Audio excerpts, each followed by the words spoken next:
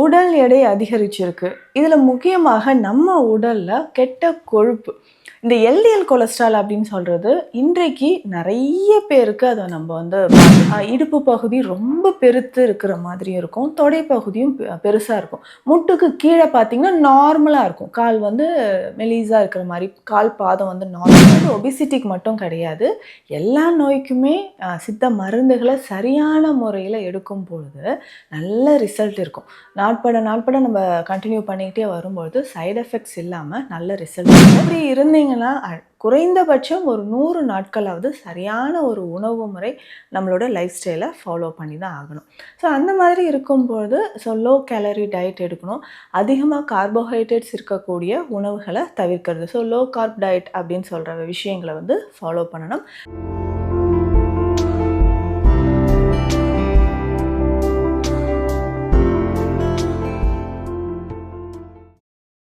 வரம் நேயர்களுக்கு வணக்கம். நான் டாக்டர் நித்யா, சித்தா ஃபிசிஷியன். உடல் எடை அதிகரிச்சிருக்கு.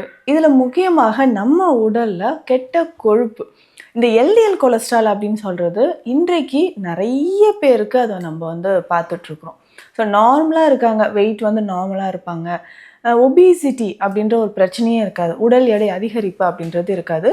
டோட்டல் கொலஸ்ட்ரால், ட்ரைக்ளிசரைட்ஸ் இது கூட ஒரு சிலருக்கு நார்மலாக இருக்கும். ஆனால் இந்த பேட் கொலஸ்ட்ரால் அப்படின்னு சொல்கிற விஷயம் உடல்ல அதிகமாக இருக்கிறது இப்போ சமீபமாக நிறைய பேருக்கு, யங் அடல்ட்ஸ்க்கு, இளம் வயதில் இருக்கக்கூடிய நபர்களுக்கு நம்ம பார்க்க முடியுது. ஸோ இந்த மாதிரி கெட்ட கொழுப்பை நம்ம வந்து சரி செய்யறதுக்கு என்ன பண்ணலாம், எதனால் இந்த கெட்ட கொழுப்பு நம்ம உடலில் ஏற்படுது அப்படின்றத நம்ம தெரிஞ்சுக்கலாம். முதல் முறையாக நம்மளுடைய உணவு முறையில் என்னென்ன மாற்றம் செய்யணும்னு பார்க்கணும். ஒரு சிலர் நார்மல் வெயிட்டில் தான் இருக்கேன், ஆனால் எனக்கு எப்படிங்க இந்த கொலஸ்ட்ரால் வருது? அதுவும் முக்கியமாக பார்த்தீங்கன்னா, இந்த பேட் கொலஸ்ட்ரால் வயிற்று பகுதியில் அதிகமாக சேர ஆரம்பிச்சிடும். சிலர் சொல்லுவாங்க, எனக்கு வயிறு வந்து ரொம்ப லூஸாக இருக்கிற மாதிரி இருக்குது. பர்டிகுலராக பெண்களுக்கு நிறைய பேருக்கு இந்த கம்ப்ளைண்ட் இருக்குது. ஸோ வயிறு பகுதியில் ரொம்ப லூஸாக இருக்குது, வயிறு பகுதி வந்து கீழே தொங்குற மாதிரி இருக்குது. ஸோ இது வந்து அதிகமான ஒரு கொழுப்பு சேர்ந்த மாதிரி இருக்கிற மாதிரி சொல்லுவாங்க. அதே மாதிரி ஆர்ம்ஸ், கைகள்லேயும் லூஸாக வந்து டிஷ்யூஸ் இருக்குது. அது வந்து ஃபேட் டெபாசிட் ஆகிறதுனால வரக்கூடியது தான். அதன் பிறகு தொடை பகுதியில், தொடை பகுதியிலலாம் வந்து கொழுப்புகள் அதிகமாக சேர ஆரம்பிச்சதுன்னா நடக்கவே முடியாது. பாடி ஷேப்பே வேறு மாதிரி மாறிடும். வயிறை சுற்றி ஒரு டயர் இருக்கிற மாதிரி, இடுப்பு பகுதி ரொம்ப பெருத்து இருக்கிற மாதிரி இருக்கும். தொடை பகுதியும் பெருசாக இருக்கும். முட்டுக்கு கீழே பார்த்திங்கன்னா நார்மலாக இருக்கும். கால் வந்து மெலிசாக இருக்கிற மாதிரி, கால் பாதம் வந்து நார்மலாக இருக்கும். இந்த வயிறு, அடிவயிறு, இடுப்பு பகுதி, தொடை, அதுக்கப்புறம் பார்த்தோம்னா கைகளில் இருக்கக்கூடிய ஆர்ம்ஸ், இந்த பகுதியில் தான் கொழுப்பு அதிகமாக சேரும். பெண்களுக்கு நார்மலாக முன்னாடி எடுத்த ஃபோட்டோங்க எந்து அப்படின்னு காட்டுவாங்க, இப்போ பாருங்கள் நான் எப்படி இருக்கேன் அப்படின்னு. ஸோ டாக்டர், எனக்கு இது எப்படி இந்த மாதிரி என்னோட பாடி ஷேப்பே இப்படி ஆயிடுச்சு, ரொம்ப கவலையாக இருக்குன்னு சொல்லுவாங்க. இப்போ அவங்களுக்கு ஏஜ் அப்படின்னு பார்த்தோம்னா ஒரு 30, 35 இந்த ஏஜில் இருக்கக்கூடிய பெண்களுக்கே ஒரு 10 வருடத்தில் உடல் இப்படி மாறுவதற்கான காரணங்கள், முதல்ல நம்மளுடைய உணவு முறை, life style, stress. So young ஏஜில் இருக்கக்கூடிய ஒரு மனநிலை வந்து ஆஃப்டர் மேரேஜ் நிறைய கமிட்மெண்ட்ஸ் வந்து வர ஆரம்பிச்சிடும். ஸோ அந்த டைமில் நம்மளுடைய உணவு முறை மாற்றம், சரியான அளவுக்கு ஒரு தூக்கம் இல்லாமல் இருக்கிறது, இது எல்லாமே நம்ம உடலில் கொழுப்பு சேர்றதுக்கு ஒரு காரணமாக இருக்குது. சரிங்க, இந்த பேட் கொலஸ்ட்ரால் வயிறு பகுதி, தொடை பகுதியை எப்படி குறைக்கலாம்? இதற்கான தீர்வு தான் நிறைய பேர். நான் தீர்வுகள் சொன்னாலும் ஃபாலோ பண்ண முடியல மேம் அப்படின்னு சொல்லுவாங்க. சிலருக்கு வந்து நம்ம மெடிசன் கொடுக்குறோன்னு வச்சுக்கோங்களேன், மேடம் இந்த கஷாயம் குடிங்க, இந்த டானிக் குடிங்க, இது வந்து ஒரு கற்ப மருந்து அப்படின்னு சொல்லிட்டு நம்ம இம்பார்ட்டண்ட்டாக அது வந்து நோட் பண்ணி கொடுப்போம். ரேர் மெடிசனாக இருக்கும். சில கற்ப மருந்துகள் எங்களுக்கு ரெடி பண்ணுறதுக்கே பார்த்தோம்னா 1 வருடம் வரைக்கும் டைம் எடுத்துக்கும். ஸோ அந்த அளவுக்கு அந்த மூலிகை எங்களுக்கு கிடைக்கணும். ஸோ அந்த மருந்தை நம்ம ரெடி பண்ணும்போது சூரிய ஒளியில் சில நாட்கள் வைத்து, இல்லை நம்ம வந்து பார்த்தோம்னா இரவு நேரத்தில் நிலா வெளிச்சத்துலேயும் சில மருந்துகள் செய்யணும். குறிப்பிட்ட நாட்கள் அது கல்வத்தில் இத்தனை சாறு விட்டு அரைக்கணுன்ற மாதிரியான ப்ரிப்ரேஷன் எல்லாமே இருக்கும். ஸோ சொல்லி தான் நம்ம கொடுப்போம். இது வந்து ப்ரிப்பேர் பண்ணுறதுக்கே எங்களுக்கு 1 வருடம் ஆயிடுச்சுங்க, கரெக்டாக சாப்பிட்டீங்கன்னா நல்ல ஒரு ரிசல்ட் இருக்கும். இல்லை மேம், அது சாப்பிட எனக்கு டைம் இல்லை, ஸோ சாப்பிட்றதுக்கு மறந்துட்டேன். ஸோ அந்த மாதிரிலாம் சொல்லும்போது நமக்கும் கொஞ்சம் கஷ்டமாக தான். ஏன்னா மெடிசன் ப்ரிப்ரேஷன், மூலிகை அப்படின்றது ரொம்ப கடினமான ஒரு விஷயம். ஆனால் ஒரு சிலர் அதனோட முக்கியத்துவத்தை தெரிஞ்சு கரெக்டாக சாப்பிட ஆரம்பித்தாங்கன்னா நல்லாவே ரிசல்ட் இருக்கும். இது வந்து ஒபிசிட்டிக்கு மட்டும் கிடையாது, எல்லா நோய்க்குமே சித்த மருந்துகளை சரியான முறையில் எடுக்கும் பொழுது நல்ல ரிசல்ட் இருக்கும். நாட்பட நம்ம கண்டினியூ பண்ணிக்கிட்டே வரும்பொழுது சைடு எஃபெக்ட்ஸ் இல்லாமல் நல்ல ரிசல்ட் இருக்கும். அதே மாதிரி தான் வெயிட் லாஸ்க்கும் நம்ம வந்து ஸ்பெஷல் மெடிசன்ஸ், கற்ப மருந்துகள், அதே மாதிரி கொஞ்சம் வெயிட் குறையிறதுக்கான ஹெர்பல் டீடாக்ஸ் டீ, இதில் இருந்தும் நிறைய மருந்துகள் நம்ம வந்து கொடுத்துட்ருக்கோம். வெயிட் லாஸ் ஆகிறதுக்கு பஞ்சமூல கற்ப சூர்ணம் இருக்குது, திரிதோட சமணி சூர்ணம். இந்த திரிதோட சமணி சூர்ணம்னா ரெடி பண்ணுறதுக்கே வந்து கிட்டத்தட்ட ஒரு 10 மாதங்கள் வரைக்கும் தேவைப்படும். ஸோ இது வந்து ரெகுலராக நம்ம சாப்பிடும் பொழுதே உடலில் இருக்கக்கூடிய கொலஸ்ட்ரால், ஹார்ட்டில் இருக்கக்கூடிய ஹார்ட் பிளாக் நமக்கு குறைய ஆரம்பிக்கும். சீரண மண்டலம் சரியாக இருக்கும். 3 தோடங்கள் வாதம், பித்தம், கபம் 3யுமே வந்து சமநிலையில் வச்சுக்கும். ஸோ இந்த மாதிரியான மூலிகை மருந்துகளும் இருக்குது சித்த மருத்துவத்தில்.